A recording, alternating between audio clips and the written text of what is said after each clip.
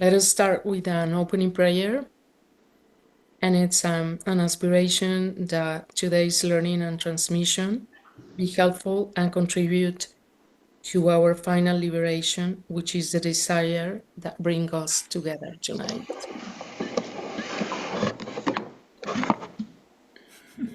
Thank you, Clara, and let's all sit for a little bit of meditation. So get comfortable. Have a few short instructions as we get into it, but other than that,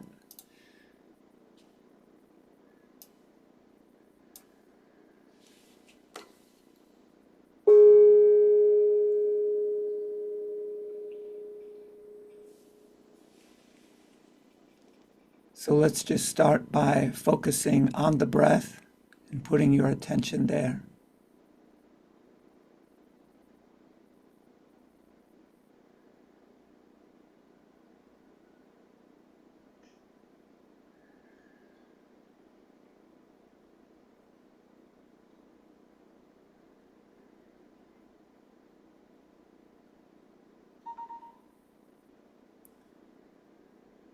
And of course, if your attention strays, you start thinking about other things, just gently return your attention to the breath.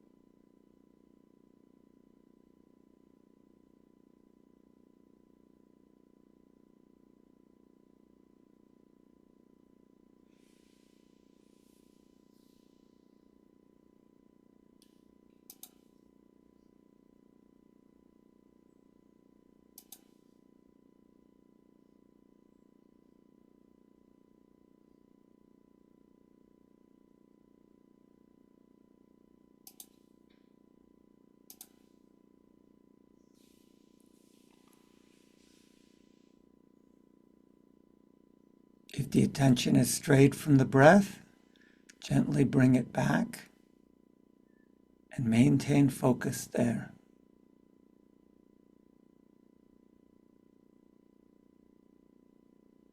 Now, while maintaining focus on the breath, try to notice that there are all these other sensations, subtle thoughts going on that may be trying to catch your attention. Just note that they are there while maintaining your attention on the breath.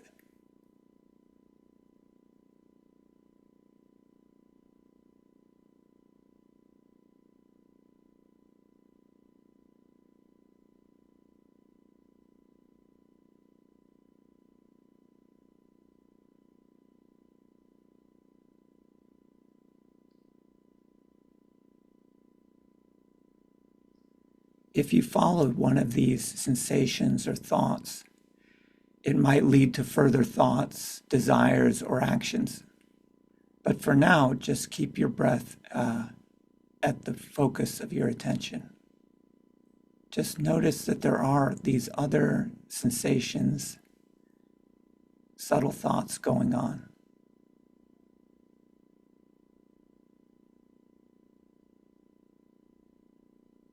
Just note them without following them.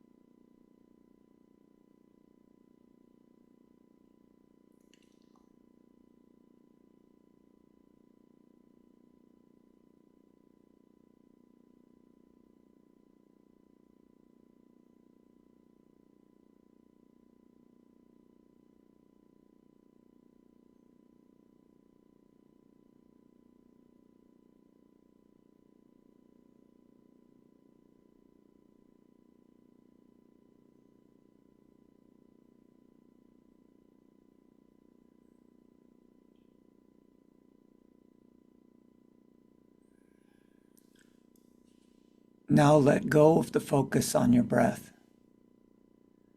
Let the mind and the attention do whatever it wants.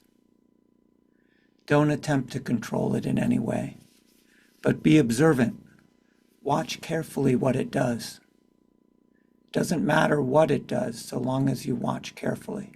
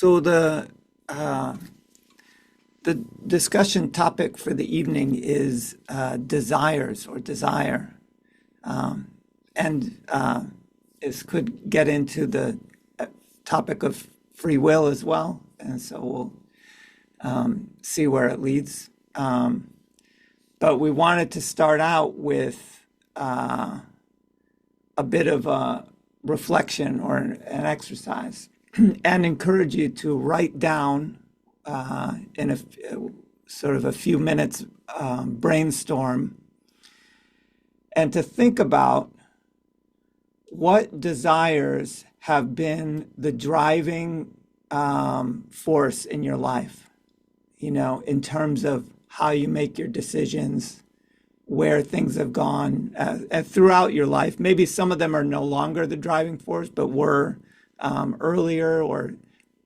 those could change. But think about and try to be as specific as you can about what those desires are, and without regard to whether you think it was a good idea or a bad idea to desire these things. Try to be as specific as possible about what you think those desires are that have driven your life to the various places that it's gone. Is that clear? And I want you to actually write them down, to try to pick up a pen and brainstorm what they are. You don't necessarily have to reveal what they all are to us, but try to at least write them down and come up with some ideas about what you think, what desires have driven the course of your life. And I'm going to do the same.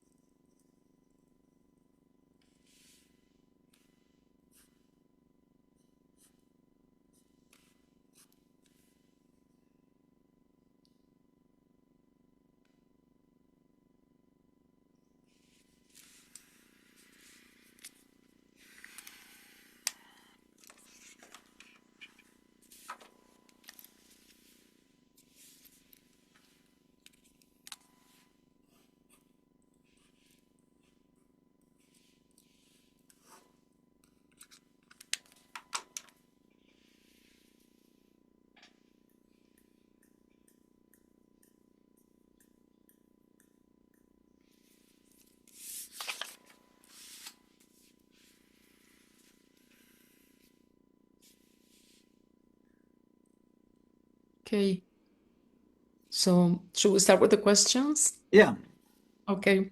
So there are a couple of questions to reflect on this list of desires and the desires that we wrote, that we listed. And the first question is, where do these desires come from? Yeah, and this is an open discussion. You can you can jump in and share any thoughts that you have about, whatever the desires are that you wrote that shaped the course of your life. Where did they come from? How did they come about?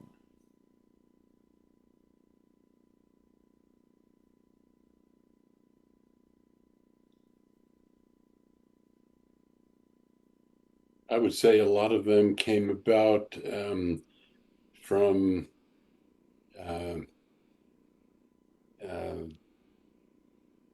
maybe family experiences, family lessons,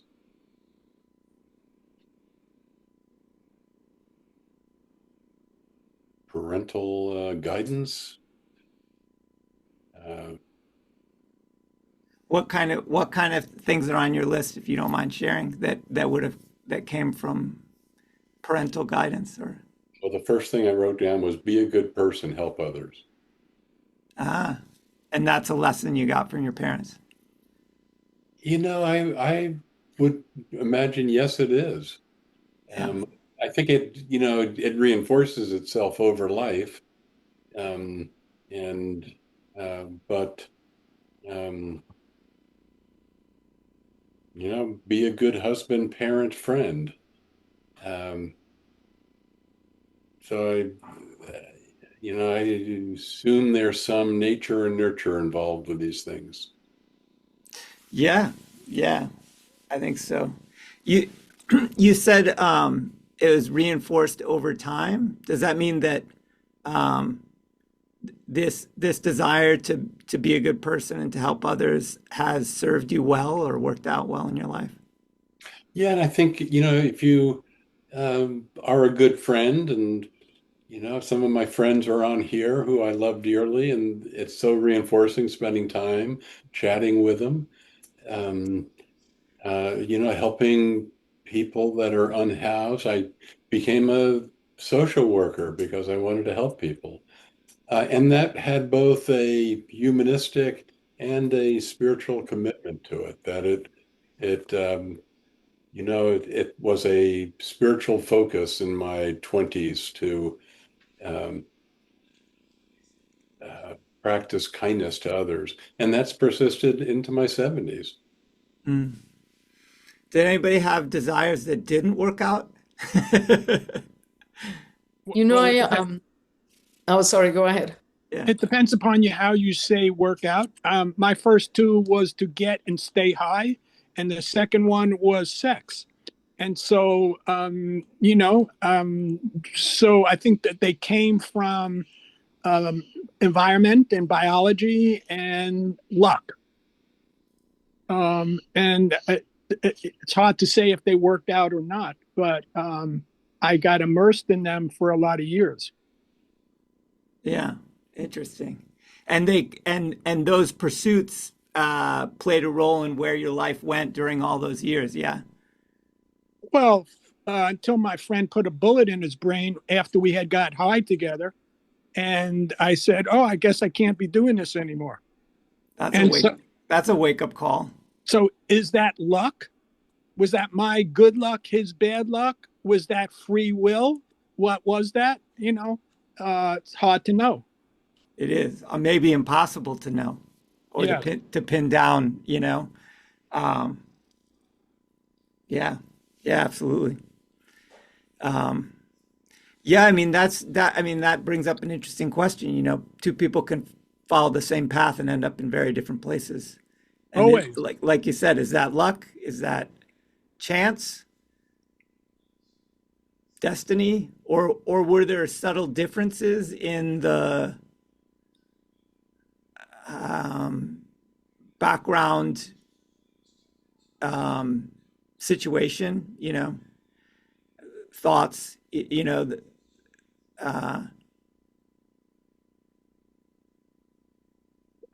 yeah, I mean, every desire we have is comes with various thoughts, feelings, and each person is going to respond differently to those things. So I don't know. Yeah, I mean, this is a question is like, is it just chance or does it go all the way down to there are subtle differences in the situation, I think between, both, always both, and 10,000 more things. yeah, and 10,000 more things. Yeah. I Yeah. think luck, I think you're right that sort of luck and chaos theory plays. What happens, there is so much chance out there. And, the fact that we all made it to our current age is, a lot of good luck in our lives. Yeah, that's definitely true. That's definitely true. But wouldn't you say it's also the desire to live that some people at some point may lose that desire? Yeah. Or it goes temporarily away as your brain gets deranged on drugs, you don't care, right? I mean, when I was doing a lot of LSD, I thought I was in the best place ever possible. And so if I would have died at that moment, I would have been content. Hmm. Hmm. Interesting. Yeah. My friend who put a bullet through his brain had meth psychosis, though. So how do you quantify that? Yeah, I mean, some people who commit suicide aren't necessarily con they're not content, as you said. If you're content, you don't care one way or another. And some people who commit suicide are not even suicidal. Explain how you mean. So, we have 60,000 thoughts a day. You get a thought, you might overall not be suicidal, but you get this thought, oh, I'm great. There's a gun. I'm going to shoot myself. In that 1 second, it doesn't mean you're overall suicidal. You had a suicidal thought. You act on it. You had a gun. You're dead. Yeah, I think that's true. Yeah. Is that chance? Is it free will? Wow, that's a big question. I think we're going to get to this question of free will here eventually because this is one of the underlying questions, because we have various desires and they do affect the course of our lives. What we do and what we do affects where we go, who we talk to, what actions we take. They affect whether we're around drugs or not around drugs or around guns or not around guns. Like all of these things are affected. Um, Clara, what's the next question we had on that list? Well, there's two people haven't Yeah. said anything. Okay. Okay. Three people. Claire, I don't think you said anything either. Oh, well, I'll say something and then, of course, Denise and Barry, if you want to say anything, go ahead. You first, Laura. Okay. So, no, I was surprised when I wrote the list of what came up on the list. It was great because I didn't think about it about concrete desires.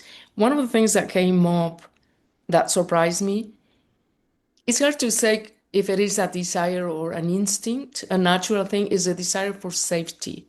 But then when I thought about it, there were historical family reasons and in my ancestors as well as in my history that could have created that desire. And I didn't know how much it did play in my life until now that the thing just came up in the writing. That's what I found in the exercise. And I think it's a desire we all share, the desire for safety. I just think sometimes can be stronger, or that the person can, that desire can determine more of the person's decisions and actions. And does that still shape your life, Clara? To a certain degree, it does, even about where do I live, for example. It did more in the past than today, but yeah, I'm very careful about certain things because of, like I said, some events in my personal life and the life of my grandparents. And yeah, my family. Like we went through a war basically in our country. So it Mm-hmm. does. It does affect a lot of my decisions more than I thought. Mm-hmm. So that's all I have to say. Well, I could add a slight twist on the safety. With safety is fear, and for me, part of the my desire that I wrote down first was freedom from suffering, and certainly part of that suffering was from fear, and learning how to at least reduce, if not free myself from suffering, has definitely been a motivator.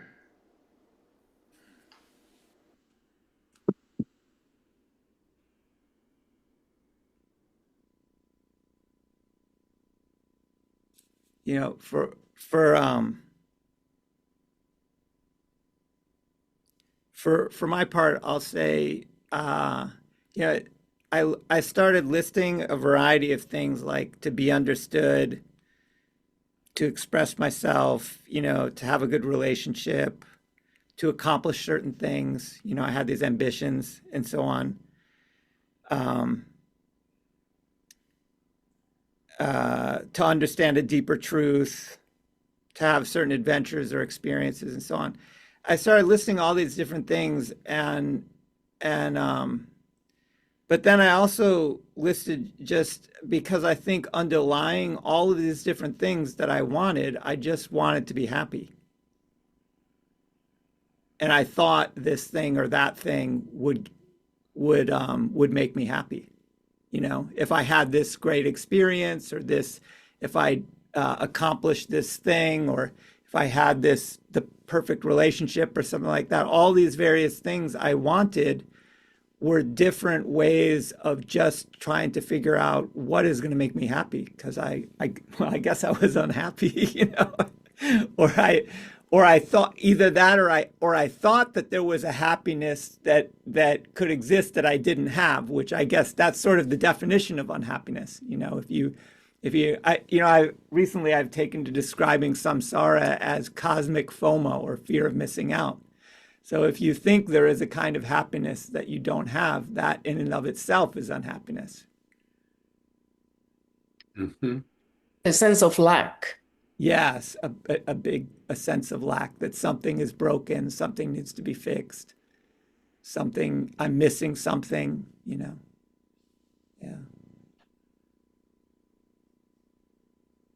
I read an interesting article this morning about the middle way, and it was interesting to me because it dovetails with a lot of the issues I've been having with where I'm at in my studies, I guess, and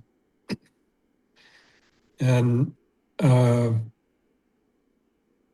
basically the middle way. The monk that was writing this article was saying that the middle way is the way through the dualities of this world that we live in, and so when Clara asked for us to write down our desires, I took it as an overarching kind of desire. Like, I desire love, I desire beauty, I desire happiness. And, for whatever reason, I think in life today, society socializes people into uh, rejecting everything they find disagreeable and seeking everything that is good and make you happy. Nice clothes and a nice house and a great family and all that. So I think for me, um, my life has been a story of rejecting everything I find disagreeable. I don't like being unhappy. I don't like being bored. I don't like uh, disappointing people.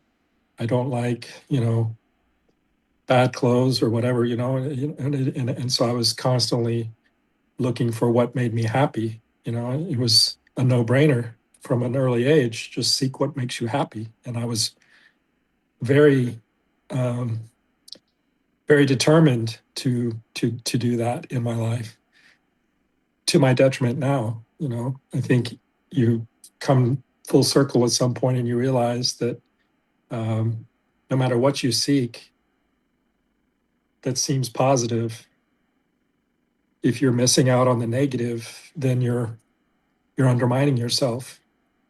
And so the middle way is to find a balance where you embrace the totality of existence and not just everything that makes you happy or you think will make you happy.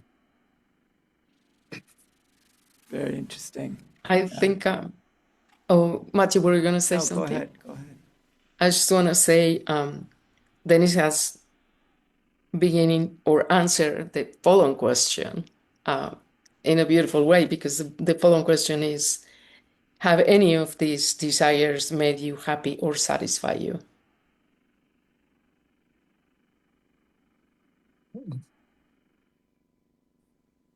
Calorie mates do. Calorie mate. Always satisfying, right?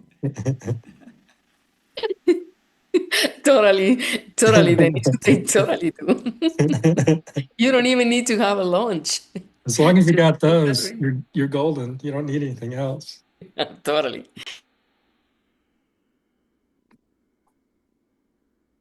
So I had on my list the desire to be a father, and I am a father. And of course, when you have a child or children, it's not always all good or all bad, right? And so, but somehow with that, you embrace all of it. So, what you said about embracing the things you desire and the things that you might want to push away, I think that's a great lesson for everything that way. Thank you. Even people in your life who maybe are not that pleasant. And Bruce and I were at this talk by this Rinpoche, I don't know, 6 weeks ago. And some of the things he said, but one of the things he said was the most important person in your life is the person right in front of you at that moment. Right. And so since then, it's been like, well, I've been in front of some people who are not that pleasant. And I've made myself stay there and be with them. And it turns out to be better than I anticipated. Well, thank you, Larry. I was actually going to say, Larry, that, first of all, I'm sorry that you lost your friend to suicide. I lost my brother to suicide, so I know that's not an easy thing to do. And that actually made me reflect on that article I read today too, your account of that experience. And that's something where I'm at in my studies now. It's very difficult to understand that these things that we think are bad things, like my brother passing away or your friend, clearly it's both good and bad, as hard as it is to see and make sense of it. You noted wisely, for example, that your friend's suicide changed your life for the better, forced you to get your act together and make yourself a lot happier in life. I'm sure that there's a lot of other positives that came with that. And same with my brother, I guess. It's hard to see the good and the bad sometimes. And it sounds like you're doing a really good job of it to me.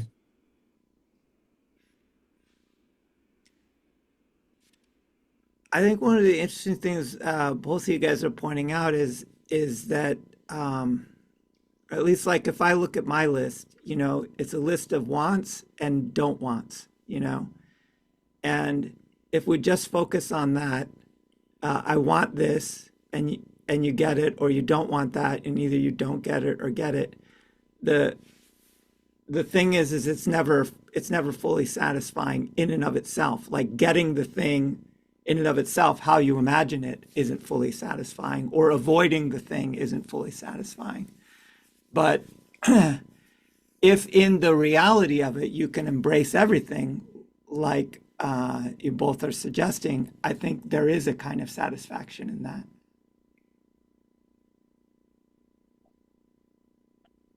I look at my list, and my list was, I think everything is more of a being than a getting or doing.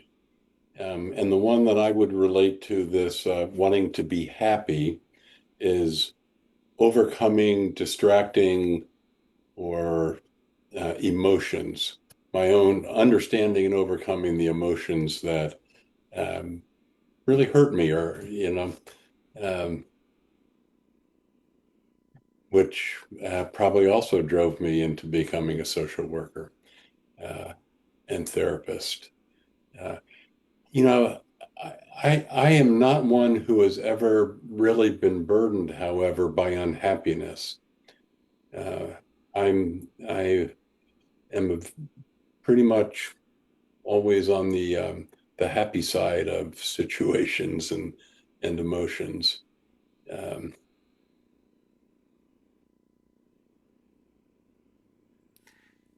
To what do you attribute that? That's what I was going to ask. Is that just lucky? Yeah, how'd you get so lucky?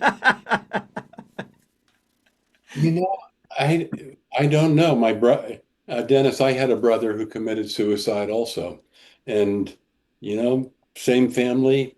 He was miserably unhappy from the time he was 14 on, and um, I would have to say that it's just I was born that way. Um, Let me I, ask you, Bruce, could it be that you have a natural tendency to embrace both the positive and the negative? It's not that you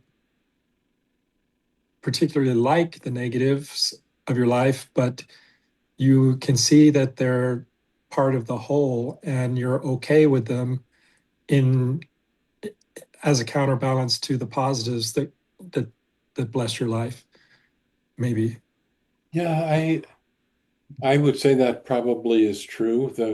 I would say that painful stuff, death of friends, Matthew and I have talked about it, that it's not that I don't feel things, it's that those feelings don't capture me. And I can look at the death of a friend or my father's death a year and a half ago. My first feeling there was joy because I'd had such a great life with him, and I loved him, and I knew he loved me. So, but it wasn't that I also wasn't sad that he was gone. That I discovered him in our guest room dead. Uh, um, so I don't know why it drives my wife crazy. She wishes you were more unhappy. She has a darker side, Yeah, yeah. and you know she appreciates my buoyancy, I guess you would call it. Um, but it's for years it was strange to her. Hmm. Yeah. Should we move into the following question? Yeah. What is the next question? I The forgot next what it question is. is, are you in control of your desires? Which probably will bring us directly into the free will thing. Yeah. Ultimately, no. Yeah. Ultimately, yes.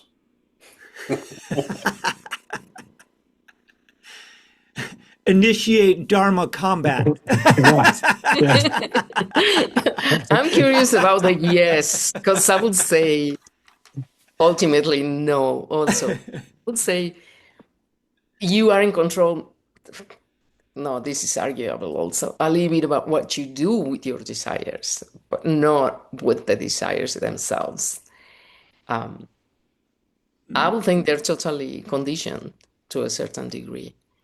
But I'm curious about Bruce's statement that we are in control of them.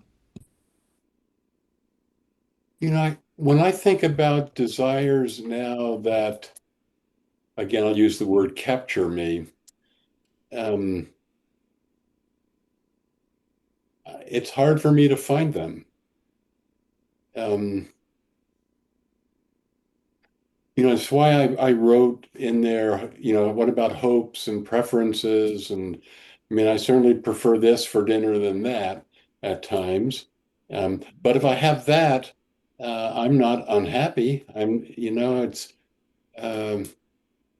I don't feel like there's anything missing in my life. Yeah, but the question is the things that you do desire, even to the level of preferences and so on, are you in control of them?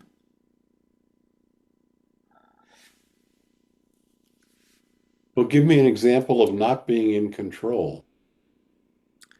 Oh, well, Wanting to see Harrison Walker. That's a very strong desire to see my new grandson. Um, and I'm in control because I've got the uh, house rented so I can go up. Would I prefer seeing him 2 weeks earlier? Um, a possible preference, but um, Where does that desire stem from? that's the underlying question. where does the desire to see my new grandson? Of course, yeah, of course Where's it of come course, from? yeah, of course it's a no-brainer, like when you're experiencing it, but where does it come from?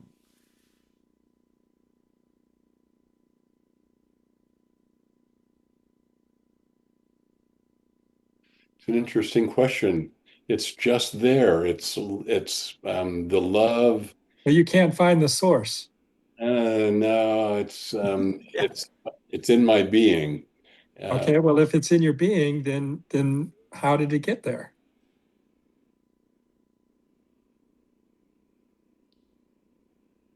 it's almost a silly question to me, but it's just there. Okay, well, if it's just there, then how can you say you're in control of it?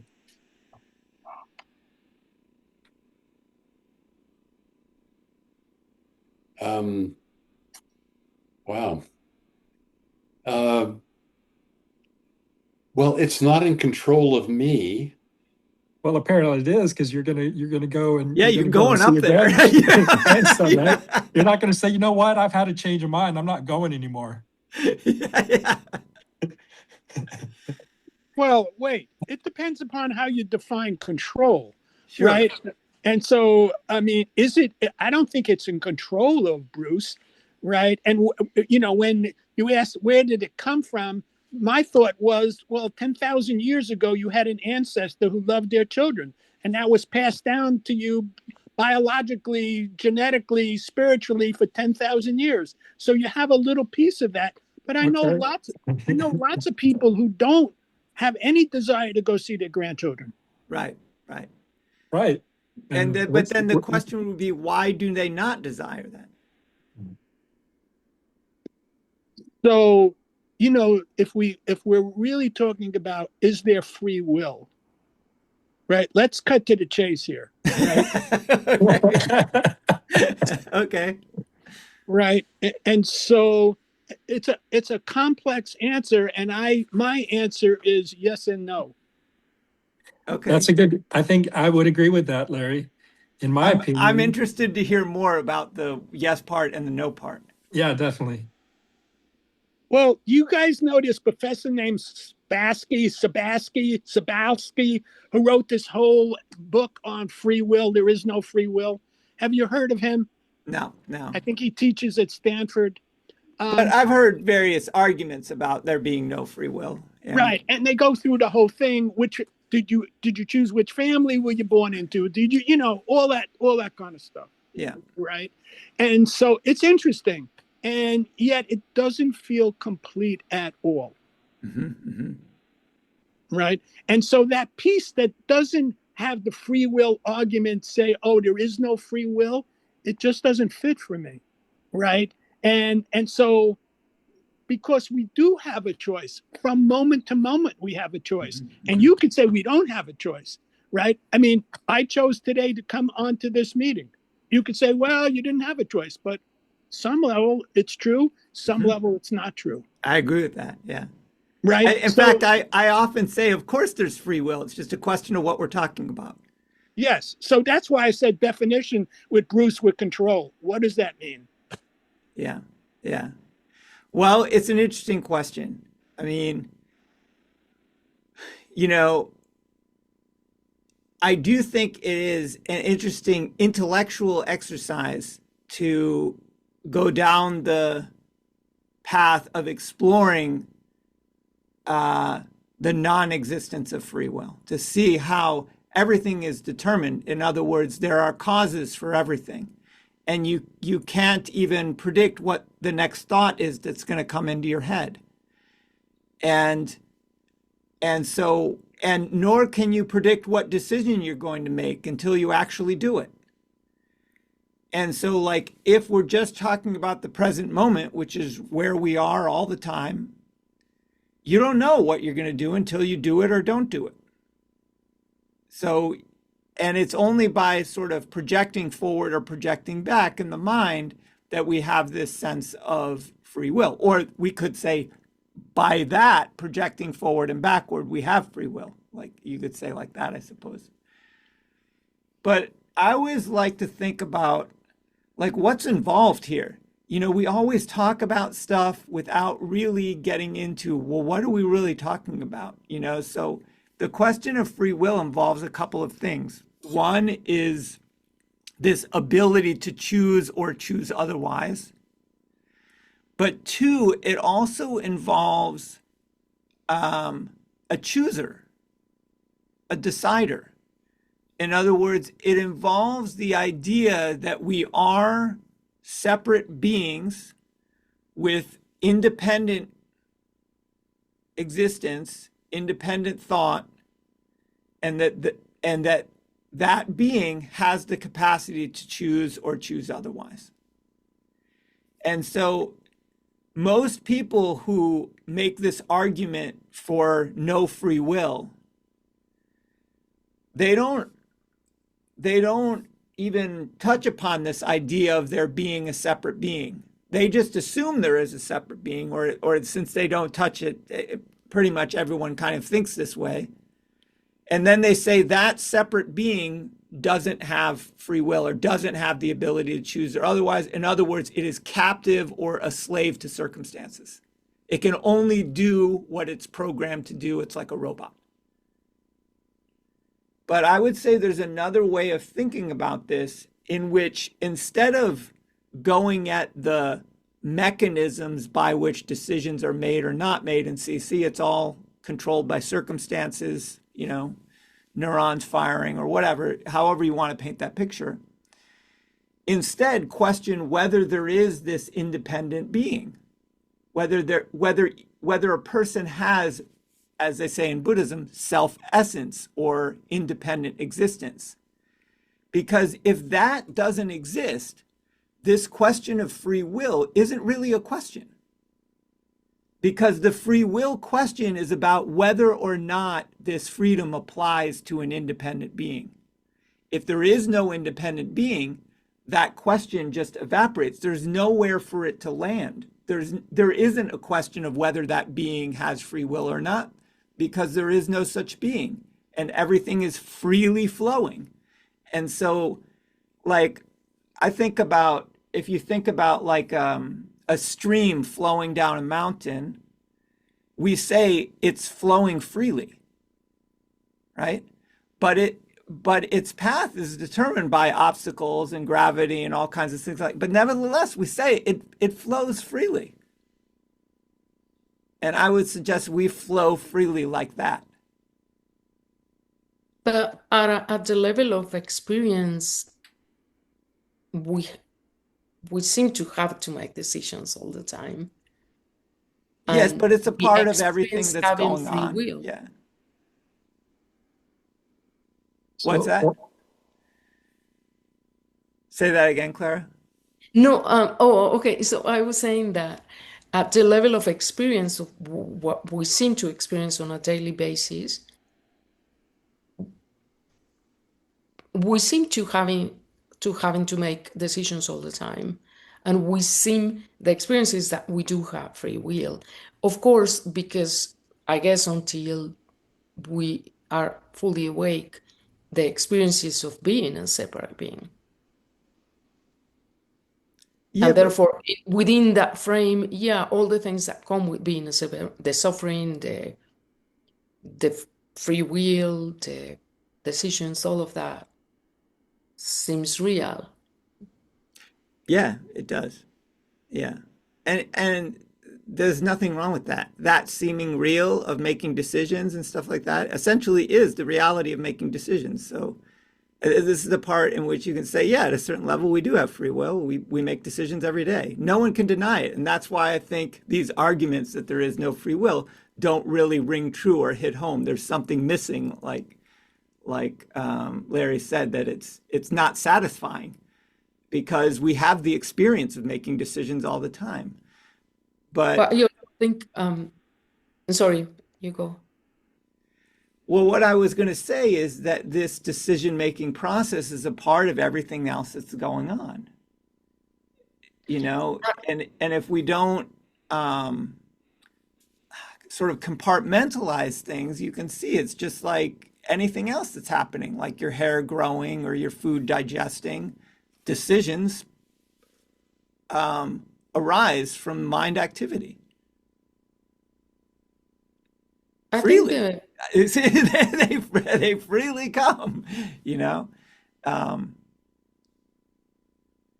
but there's no way for the mind to understand or to get a satisfying answer no, from That's a right. certain point of view. This is a super, I think it's the topic that all spiritual seekers hit their heads in a wall because there's no possibility of a satisfying answer for the mind.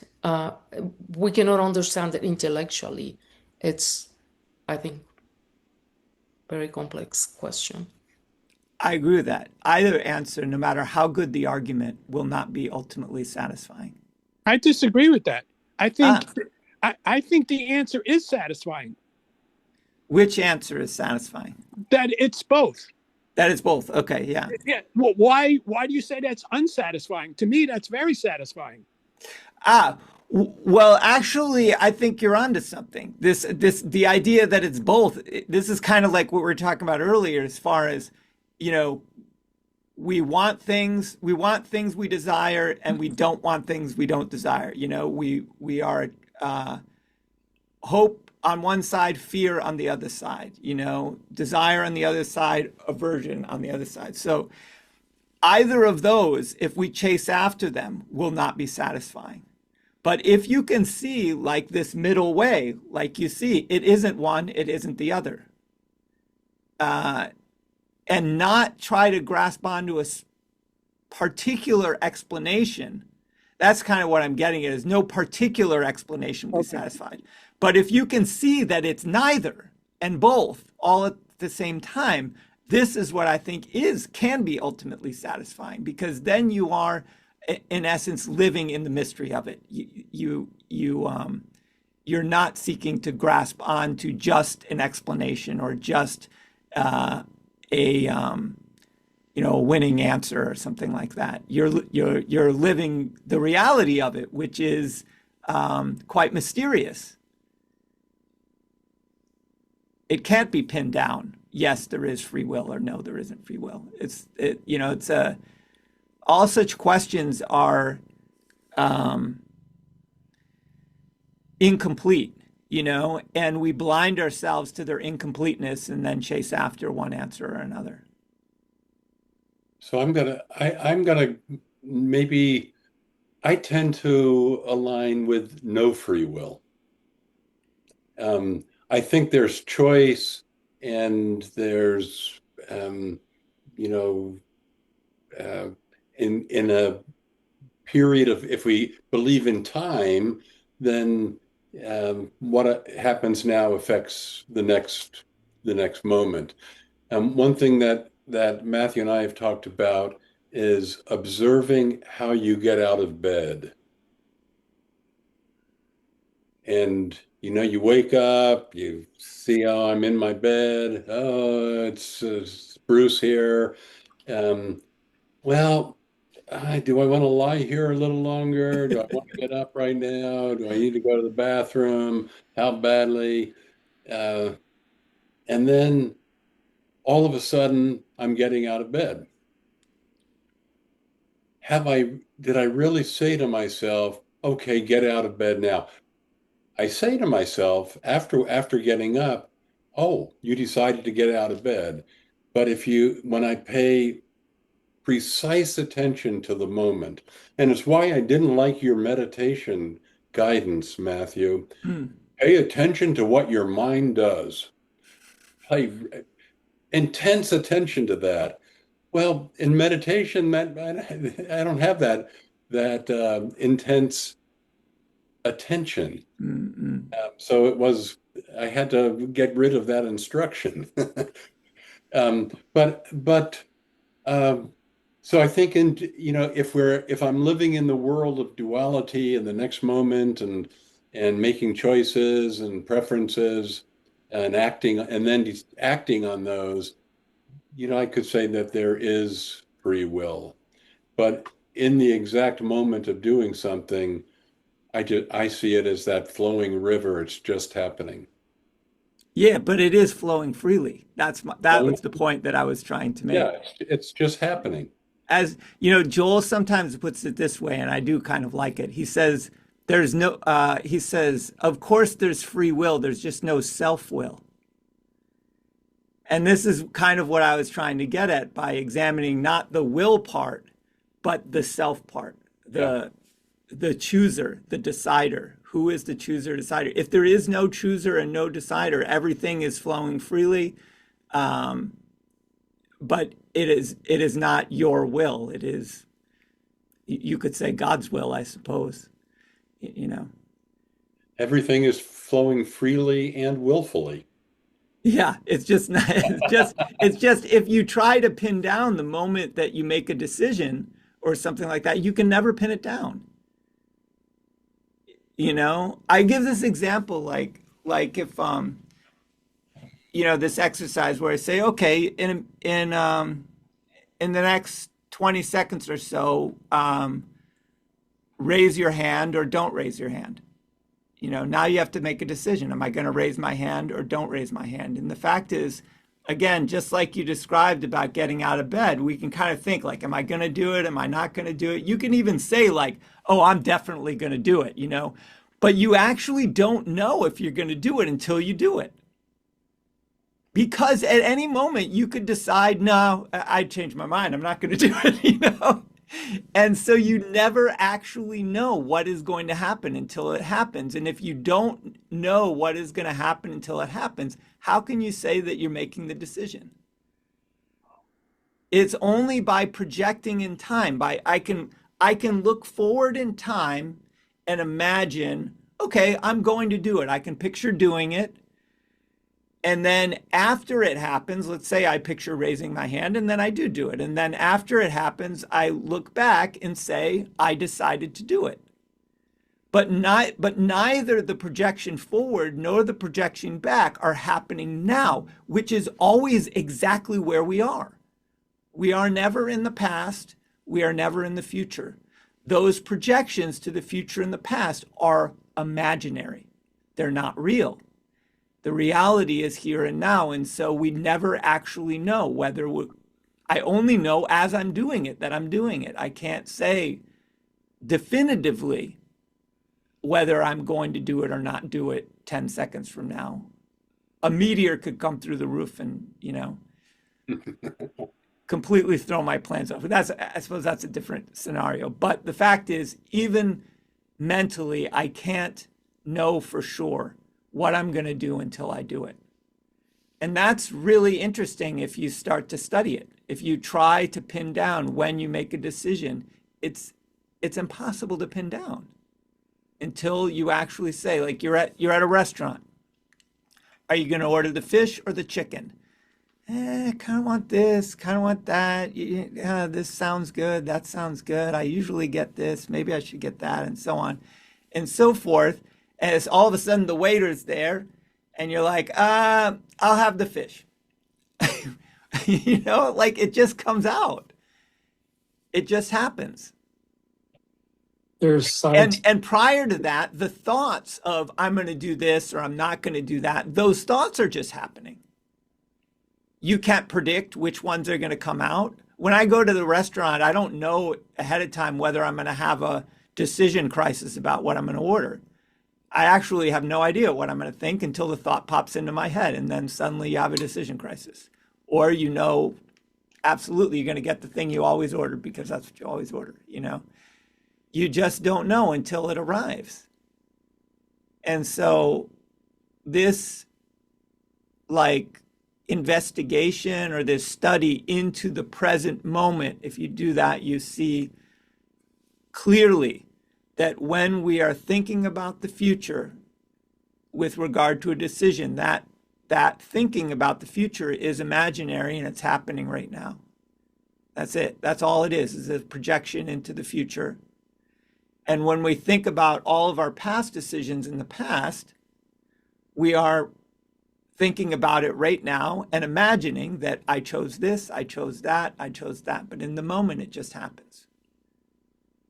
It's very hard to explain it, even though we feel like I'm making this decision, or I choose this, or I have to make this decision. That's a heavy burden when you feel you have to make a difficult decision,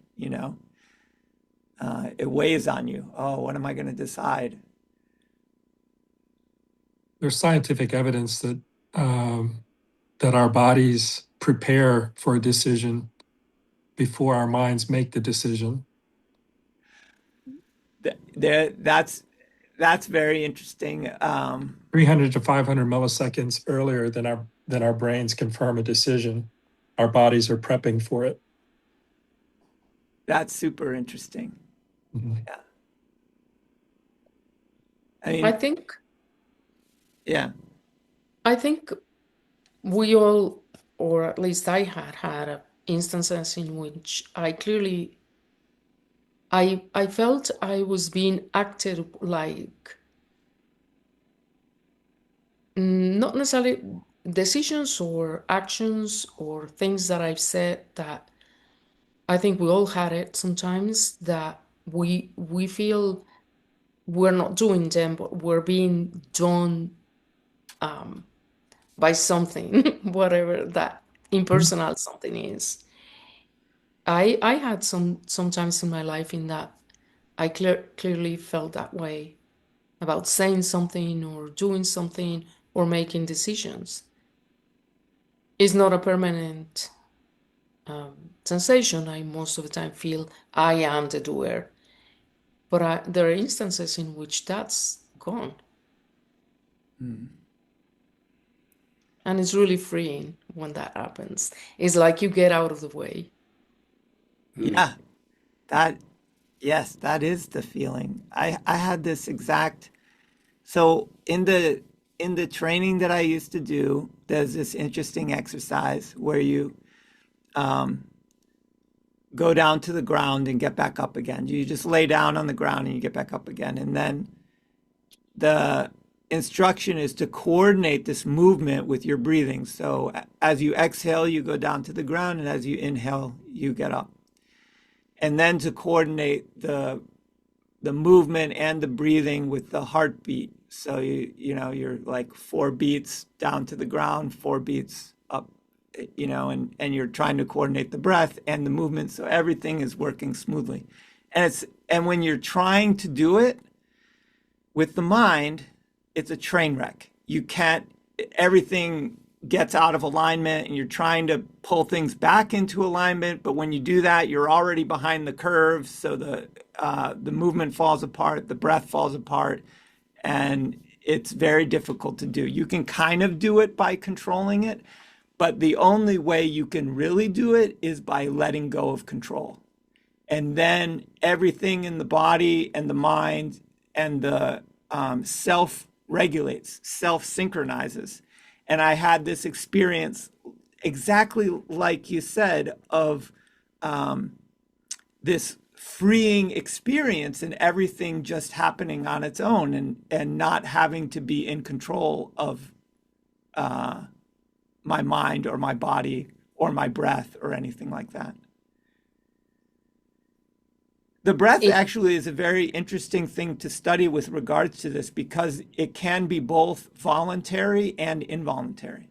We can decide, for example, I'm going to inhale for 5 seconds and exhale for 5 seconds. That's a willful act, like a decision, right?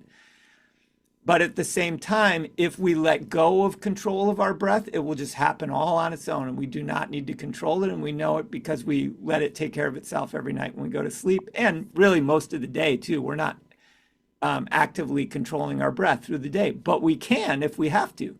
You know, if you're going to dive underwater and want to hold your breath, you can sort of take control of the breath and make a decision to hold your breath while you're underwater or hold your breath for a practice for practice purposes or whatnot. So it has both the voluntary and the involuntary in it. So it's an interesting thing to study with regards to this question of free will or what is actually going on with regards to our experience of will and decisions and so on. and that I think comes back to the question of control, because that what you're saying makes me think, for example, when I'm working with clients as a therapist, and it's the aspiration is always to be more like a channel, because if you try to control and you think that you know what the other person needs, it's probably not going to be a good session.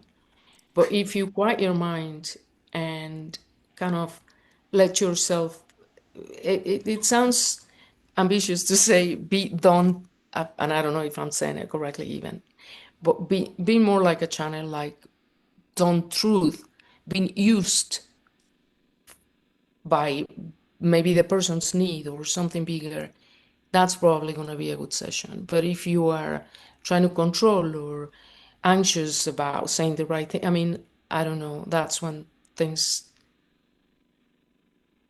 are not that great in a session. That's my Yeah, personal experience. that's a wonderful observation. I think it's exactly the same. It's the same as in sports too. You know, in athletics, you know, you hear about top athletes. They're obviously highly skilled at what they do, but if they think too much about it, if they get too involved with it, they start to get in their own way, and then they have this. Then they have like a. Then once they start getting in their own way, then they have like a confidence crisis, and then it becomes a feedback loop because now that's getting in the, you know, so all this getting in our own way is so interesting, and studying getting out of your own way is equally interesting, and seeing which is better, you know, being in your own way or getting out of your own way. You know, I mean, the answer is obvious, right? Everything goes smoothly when you're not in your own way. You know, I remember a walk you and I took, Matthew, and I'm sure all of us have experienced conversations with Matthew or other people where we ask a question and the answer just flows and is just so right on, like in therapy. And uh, Matthew and I were walking, and I pepper him with relentless questions, and every one of his answers seems just like right on to me. So I asked him, Matthew, how do you think about your answers before you answer them?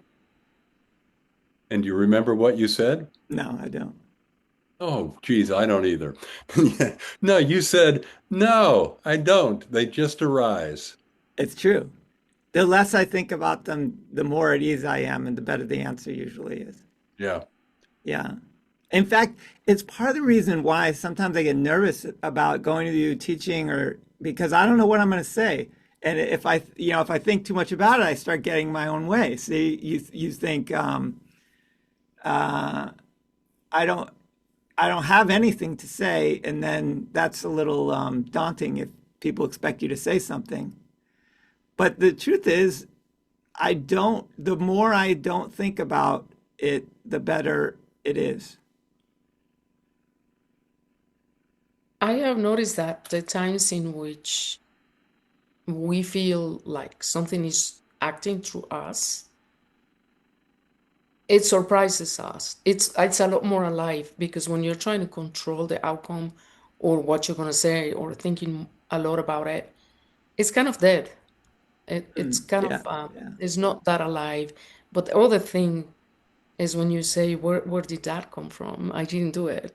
And that's a surprise to the doer, to the person who appears to be doing, and probably to the other person. But even choosing a better outcome, I want a better outcome, right? I mean, that's an interesting choice. Why do you want a better outcome? And what does a better outcome even mean? In the moment, it seems like a satisfying outcome, or for Matthew, it sounds like a satisfying answer to a question. But Yeah. is that actually the better outcome? I don't know.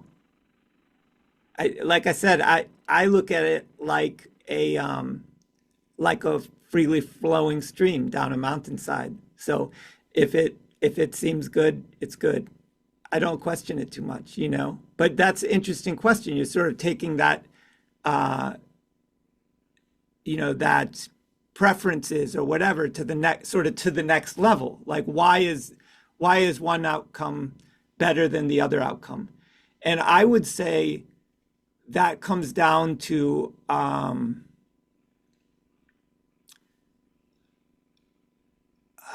the difference again. This is just going to come down to another question of preference, but the difference between feeling free, feeling at ease, feeling unburdened, and feeling like constrained or like you're straining or there's a kind of suffering and all that, you know. But if you just feel free and you're just moving along, you're unburdened.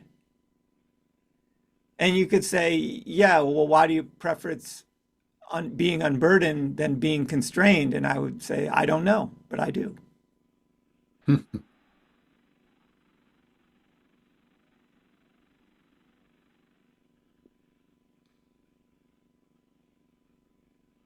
I I kind of explored this same question in my martial arts practice. It was one of the things that I kept looking for. You know, I had been practicing Aikido for like 25 years, but one of the things, a couple of things that I felt were missing in my practice.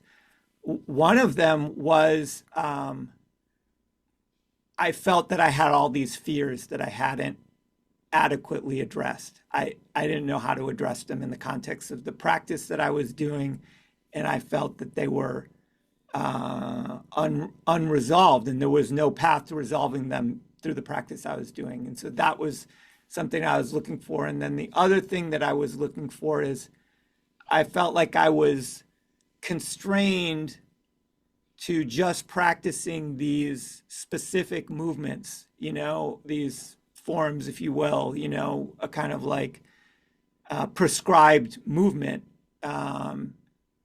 In this situation, do that, in this situation, do that kind of thing. And I didn't feel that I had any access to free and spontaneous action without thought, without just, and so everything seemed a bit constrained by effort and will to make it good or to make it successful. And that will, or the strain of putting that will and effort forward was in the way, actually. It was that, in fact, in this regard, the what we call free will or self-will was actually getting in the way of my freedom of expression, freedom, you know, and also efficacy, because in the context of martial arts, if you can't just act spontaneously, it's too late. You're dead. You know, if you have to think about it, you're dead. If you have to stop and wonder what to do, it's too late. And so you have to have this kind of freedom or to spontaneously act. And I felt that was missing in my practice. And so I was, went off to try to find how can I, one, face my fears, and also how can I find this kind of freedom, this kind of spontaneity in which I felt unburdened of having to make something good or make something work or be successful.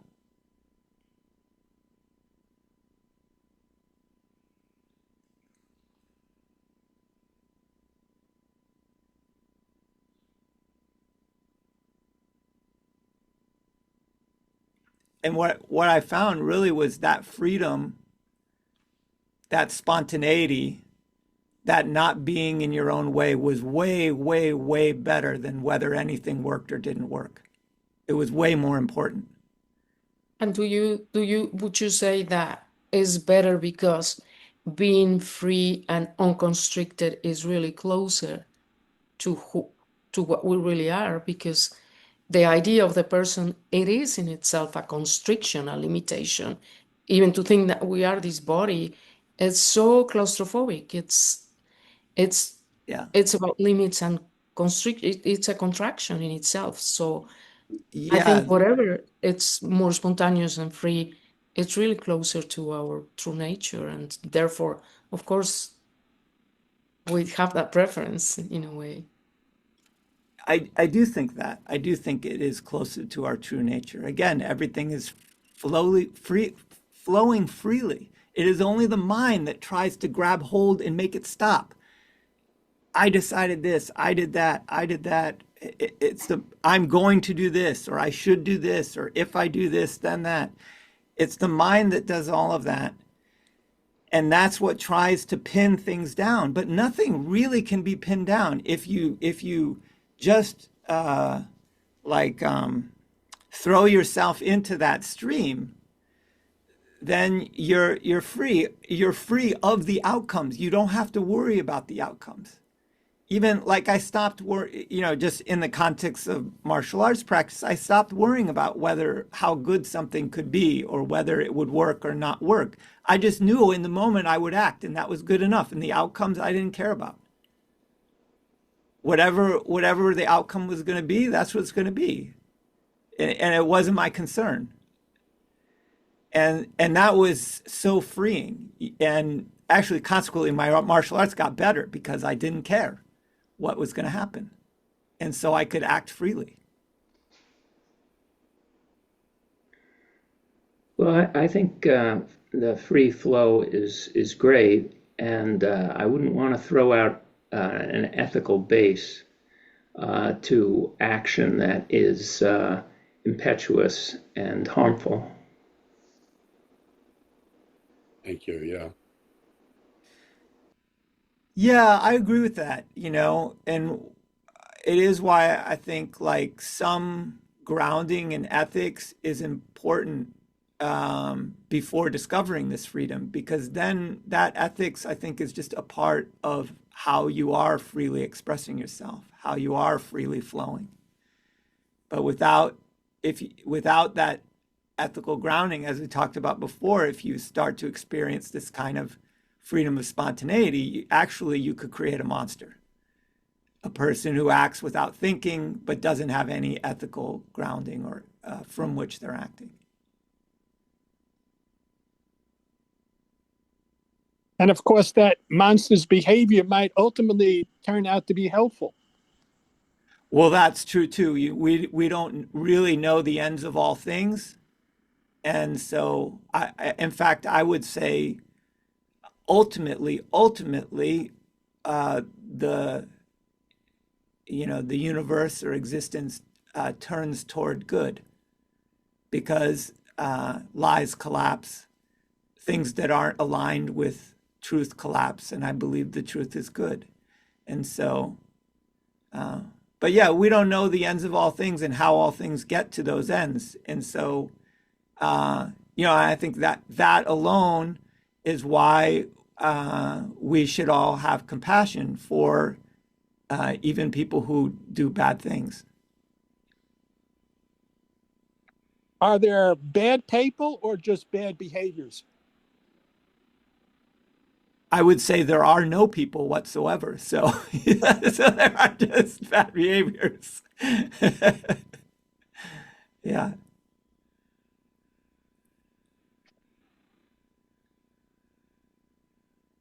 I'm going to need to go. Do we want to end it and I'll do a prayer, or do you guys want to keep going? I need to go in 5 minutes too. Well, why don't you go ahead and give us a send off, Bruce, and then Okay. if there's any final comments, we can make them. But So let's all just appreciate this wonderful discussion we've had, and let's take with us a desire. No, not a desire. Take freedom with us. Let us flow. And as we flow, let us be free of suffering and the causes of suffering, and let us bask in the joy of happiness and presence and the goodness that is within each of us. And as we recognize that, may we freely, spontaneously share it with others. And knowing that this goodness that Matthew just spoke about, movement towards truth, is what is motivating us, what is guiding us, what is in us in that moment. So may we all be that goodness that is in the present moment. thank you, Bruce. Yeah, and thanks everyone for the good discussion. And thank you, Clara. That was great. Thank you, guys.